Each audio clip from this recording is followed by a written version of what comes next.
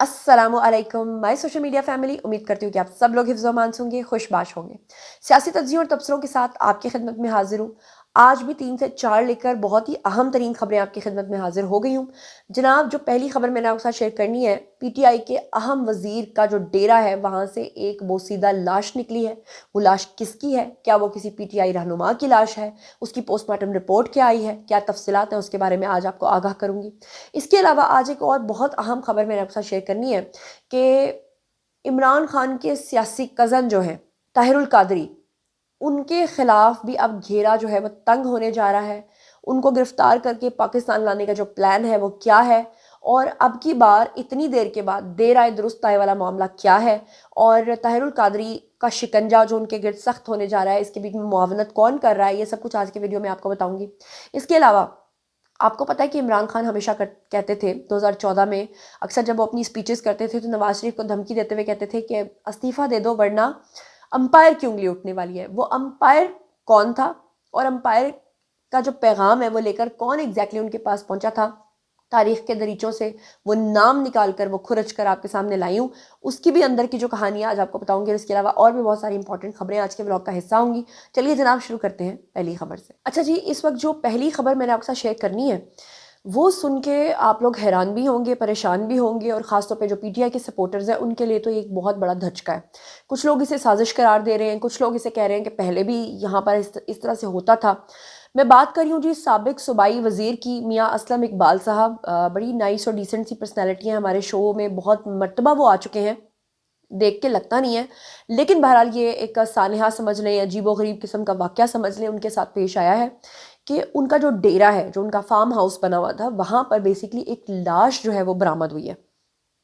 और तकरीबन ये जो लाश बरामद हुई है इसकी उम्र जो है वो 40 साल के करीब जो है वो बताई जा रही है, और बताया जा रहा है कि ये कोई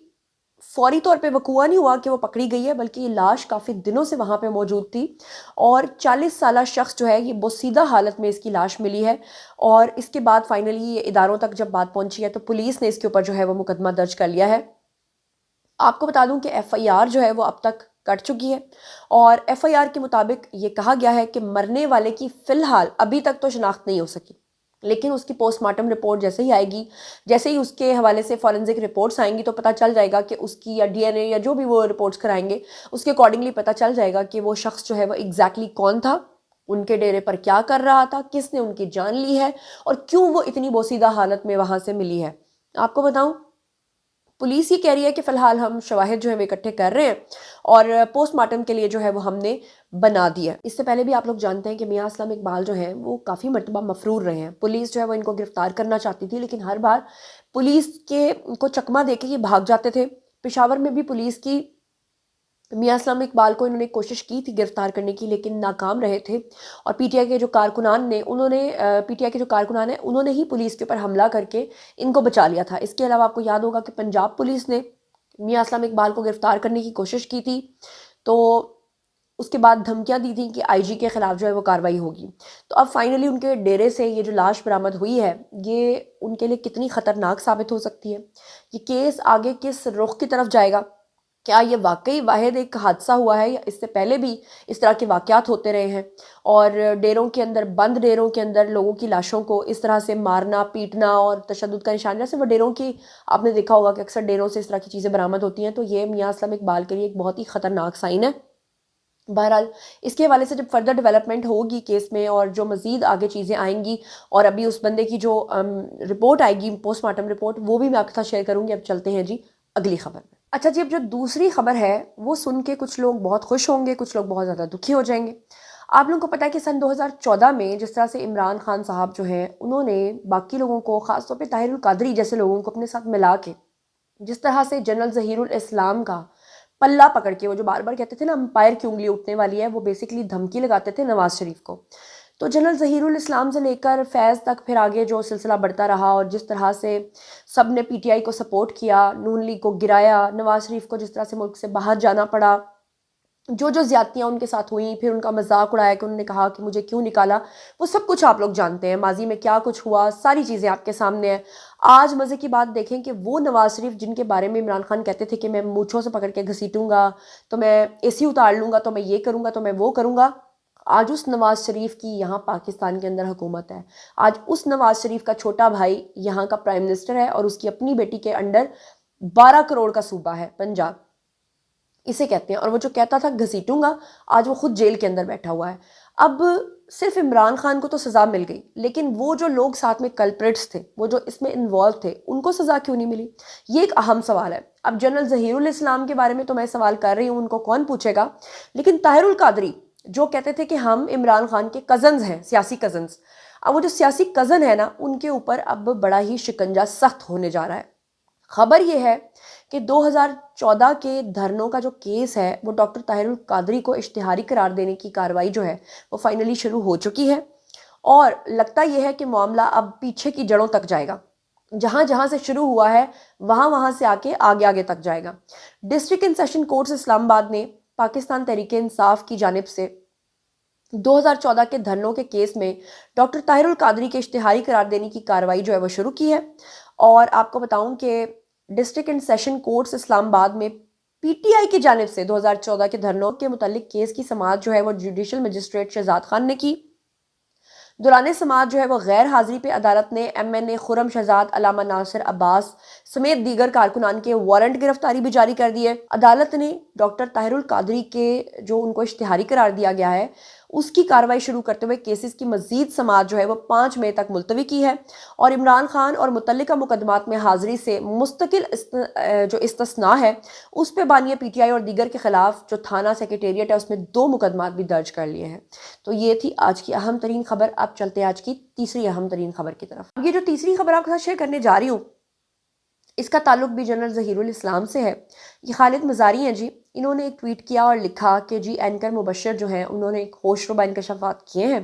انہوں نے کہا ہے کہ جنرل ظہیر الاسلام جو ہیں انہوں نے بیسیکلی نواز شریف سے استعفیٰ لینے کے لیے، آپ کو پتہ ہے کہ نواز شریف کے بارے میں یہ بات مشہور ہے کہ ایک مرتبہ ایک شخص ان کے پاس گیا تھا، اسٹیبلشمنٹ کی طرف سے پیغام لے کر گیا تھا کہ آپ استعفیٰ دے دیں۔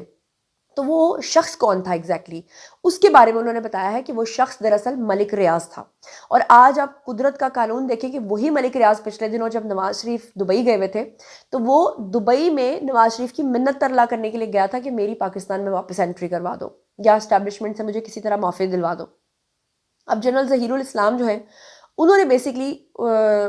According to this anchor person کہا کہ یہ استعفیٰ لینے کے لیے گئے تھے، ملک ریاض کو انہوں نے بھیجا تھا، اور محسن بیگ اور میجر عامر اور ملک ریاض ان کے گھر پہ جا کے بیٹھے۔ جب ظہیر الاسلام نے کال کر کے چیئرمین بحریہ ملک ریاض کو بلا کر استعفے کا پیغام دے کر نواز شریف کے پاس بھیجا اور کہا کہ استعفیٰ اگر نہ دیا تو ہم آپ کو گرفتار کر لیں گے، اور کہا گیا کہ آپ اور آپ کے وفاقی وزراء کو بھی ہتھ کڑیاں لگائی جائیں گی اگر آپ نے استعفیٰ نہ دیا، یعنی ملک ریاض کے تھرو نواز شریف کو دھمکایا گیا۔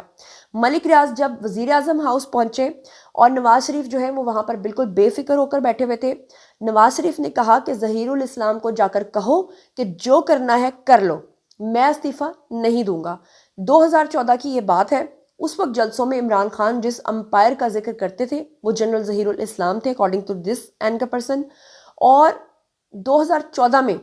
لندن میں جو سازش تیار ہوئی تھی جس میں طاہر القادری، عمران خان، چودھری پرویز الہی اور ظہیر الاسلام شامل تھے۔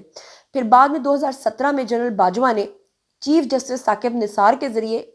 2/3 اکثریت سے عمران خان کو جتوایا اور نواز شریف کو نااہل کیا، جس کی تصدیق شیر افضل مروت نے بھی کی ہے پچھلے دنوں، اور شیر افضل مروت نے بھی کہا ہے کہ نواز شریف کا کوئی قصور نہیں تھا، نواز شریف کے ساتھ یہ سب کچھ ہوا۔ اسی کو کہتے ہیں کارما، اور کارما جو ہے وہ آج وہ لوگ بھگت رہے ہیں جو کہتے تھے کہ ہم ان کو گھسیٹیں گے، ہم ان کے اے سی اتاریں گے۔ آج وہ شیخ رشید جو نون میں سے شین نکالتے تھے، یقین کریں کہ آج کل تندور میں سے روٹیاں نکال رہے ہوتے ہیں، اور ان کو دیکھ کر ایسی حالت ہوتی ہے کہ یہ ہمارے وزیر داخلہ رہے ہیں۔ اور وہ بزدار جو 12 کروڑ کے صوبے کے اوپر آپ نے وزیر اعلیٰ بنا کے رکھ دیا، آج کل وہ نہر کے اندر ٹانگیں ننگی کر کے بیٹھا ہوتا ہے اور آپ اس پہ بھی ترس آ رہا ہوتا ہے۔ اور آج وہ عمران خان جس کے بارے میں ابھی آفتاب اقبال نے ریسنٹلی ایک بیان دیا جس میں انہوں نے کہا کہ اللہ معاف کرے، توبہ استغفار، نعوذ باللہ، کہ اللہ کے بعد اگر کسی کے پاس پاورز ہیں تو وہ عمران خان کے پاس ہیں۔ عمران خان اگر چاہے تو وہ 1 منٹ کے اندر باہر نکل سکتے ہیں، لیکن وہ اپنا تخت بڑا کر رہا ہے خدا نخواستہ، حالانکہ یہ بات تو اللہ تعالیٰ سے منسوب ہوتی ہے کہ اللہ تعالیٰ اپنا عرش بڑا کرتا ہے، یا اللہ کا عرش بہت بڑا ہے۔